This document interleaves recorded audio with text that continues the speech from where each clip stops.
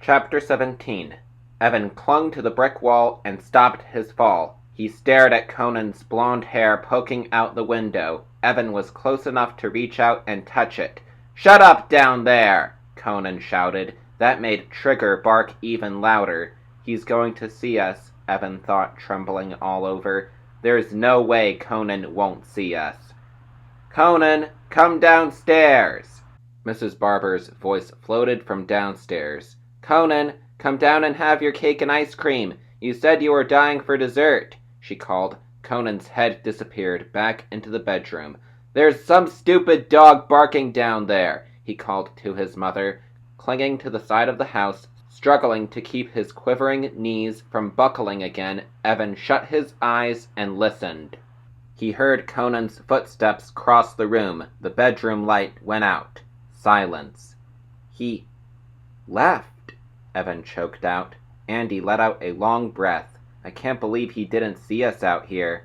Evan glanced down to the ground. Trigger had finally stopped barking, but he continued to stand and stare up at them, his front paws against the side of the house, his stubby tail spinning like a propeller.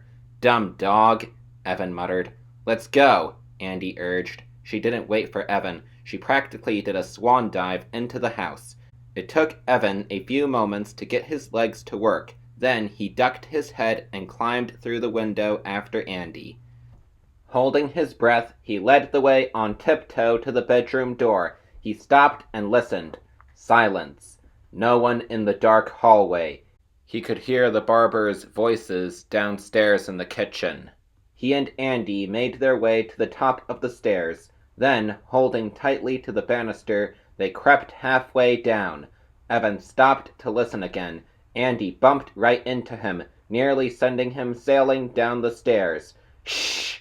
she cried. They could hear Conan talking to his parents in the kitchen. He was complaining about the other guys on the basketball team. "They're all wimps," Evan heard Conan say. "Well, that'll make you look even better," Mr. Barber replied. Evan took another deep breath and held it. Then he made his way down to the bottom of the stairs. "Almost out," he thought, his entire body shaking. "Almost out of there." He reached for the front doorknob. "Conan, go upstairs and get your math book," he heard Mr. Barber say. "I want to see the homework you had trouble with." "Okay," Conan replied.